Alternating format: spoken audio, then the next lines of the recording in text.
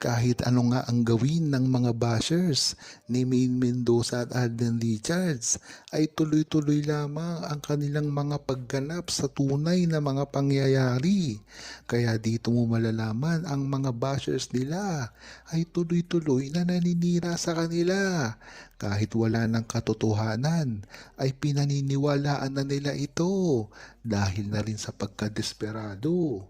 Ikaw ba naman ay aminin na mismo ni Alden Richards na talagang ang pagmamahalan nila ni Maine Mendoza ay hindi matatawaran at ito ay totoo at walang halong biro. Kung ikaw nga naman ay nasa side ng mga bashers, ay talagang hindi mo na alam ang iyong gagawin. Kaya talagang maninira ka na lang. Talagang yan ang ginagawa ng mga bashers dati pa lamang. Kung matatandaan nyo, ay talagang ang mga bashers na ito ay wala nang pinipiling oras. Lalong-lalo na sa mga pagpapasya nila na kung kailan nila sisirain si Alden Richards at Maine Mendoza. Ngayon ngang merong pelikula si Alden Richards na gagawin, ay ito ay tuloy-tuloy na ginagawa nila ngayon. At hindi nila kinakalimutan din dito si Maine Mendoza dahil napakarami ring lumalabas ngayon kay Maine Mendoza na mga paninira. Naglalabasan dito at ang ibang-ibang mga tweet niya noong siya ay bata pa lamang. Dito pinalalabas na merong attitude si Maine Mendoza. Ngunit na-address na ito dati pa lamang ni Maine Mendoza. Sa time ng mga kalye-serye ay sunod-sunod din ang pangbibira kay Maine Mendoza. Kung matatandaan nyo ay marami ding nagsabi kay Maine Mendoza na ito ay ingrata nang makita ang text patungkol sa sex bomb dancers. Kaya dyan mo talaga malalaman na ang mga bashers nila ay hindi lamang sumulpot ngayon, ngunit dati na itong mga naninira kay Alden Richards at Maine Mendoza. Gayong napakarami na rin ang mga naglabasan at bayaran ng mga tao upang sirain si Maine Mendoza. Isa na dito yung dating nagpa-picture kay Maine Mendoza sa mall. Talagang hindi mo masasabi ano talaga ang balak nung babaeng iyon. Sinabi daw ni Maine Mendoza, pinagmaltratuhan siya at napakayabang daw ni Maine Mendoza. Yun ang sinabi nung babae sa Facebook. Ngunit ang hindi niya alam, bakit nakapagpa-picture pa siya kay Maine Mendoza? Yan talaga ang alam mong mga bashers na hindi nag-iisip na mga bayaran para lamang sirain si Maine Mendoza at Alden Richards. Kung talagang nagyabang si Maine Mendoza at nag-attitude, bakit meron siyang picture ni Maine Mendoza at silang dalawa pa ay nakangiti? Diyan mo talaga malalaman ang mga bayarang bashers na ipinakakalat ng mga gustong sumira sa kanila nang sa gayon masira nila si Maine Mendoza at Alden Richards at ang kanilang tunay na relasyon.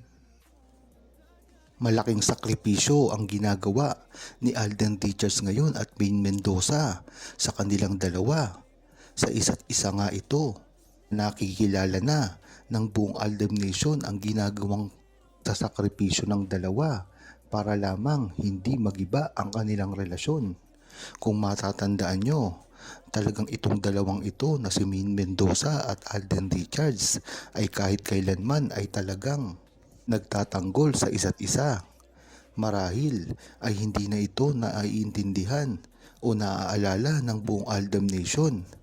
Ngunit pagdating sa mga pangbabash ay talagang nakasuporta ang isa't isa, lalong-lalo na si Maine Mendoza na talagang pinagtatanggol si Alden Richards sa kahit anumang pangbabash na natatanggap nito. Ngunit malabo ito dati kay Alden Richards dahil hindi pala salita dati si Alden Richards. Ngunit pinapakita niya ito pagdating sa mga aksyon. Kung mapapansin nyo, yan naman talaga ang style ni Alden Richards. Hindi siya madalas magsalita sa publiko, ngunit makikita mo dito ang sincero ng kanyang gawa. At kung matatandaan nyo, Wala siyang sinasabi dati sa relasyon niya kay Maine Mendoza. Ngunit pag nakita mo ang gawa niya dito pagdating sa kaliserye at live ng Itbulaga, talagang mararamdaman mo ang tunay niyang pagmamahal na inaalay kay Maine Mendoza. Yan naman talaga ang dapat niyang gawin dahil kung sa gayon ay totoo ang sinasabi niya sa kanyang mga interview dahil dati ay napatunayan na rin ni Maine Mendoza at Alden Richards ito. Dapat nga lang ay kumpirmahin nila ito sa mga interview nila na ginawa naman ni Alden Richards dati pa lamang. Yan naman kasi ang dapat nilang gawin nang sa gayon ay hindi malito ang buong Aldam Nation sa mga pangyayaring nagaganap ngayon. Hindi lang naman kasi sila ang nadadown dito, pati ang mga fans nila at buong true-blooded Aldam Nation ay kasama nila para sa kanilang laban. Kaya kung tatanungin nyo ang buong Aldam Nation, marapat ay talagang dapat respetuhin kung anuman ang gagawin at kagustuhan ni Maine Mendoza at Alden Richards na ipakita sa publiko. Maganda ngang example ang ipinakikita ni Maine Mendoza at Alden Richards pagdating sa pagsasamahan nila at kanilang relasyon. Hindi pinapakita nila ito ng buong buo sa publiko. Ngunit ang buong Aldab Nation na ang dapat mag-interpret sa mga kilos at galaw ni Alden Richards at Maine Mendoza. Dapat nga ay mangyari na ang kanilang pelikula na inaasahan ng buong Aldab Nation na mangyari ngayong taon. Ngunit ang tanong dito ay si Alden Richards. Dahil nga namang napakaraming hectic na schedule ang ginagawa ni Alden Richards, ay talagang medyo malabo kung ito ba ay matutuloy ngayong taon. Ngunit kung titiyakin ni Alden Richards ang kanyang schedule ay magkakasabay din. Maaari niyang ipalabas ang pelikula nila ni Maine Mendoza ngayong taon, kagaya rin ng schedule na ginawa niya sa kanyang pelikula kasama si Catherine Bernardo. Yan na lamang kasi ang paraan para makagkaroon ng schedule kung ano man ang gagawin ni Alden Richards, dahil napakaraming ang araw na nabakante si Alden Richards sa GMA ay tila kokolekta ito ng trabaho pagdating kay Alden Richards. Malamang ay kabi-kabila ang mga guesting niya at mga show sa GMA ngayong taon na talaga namang mahihirapang gumawa si Alden Richards ng pelikula kasama si Maine Mendoza.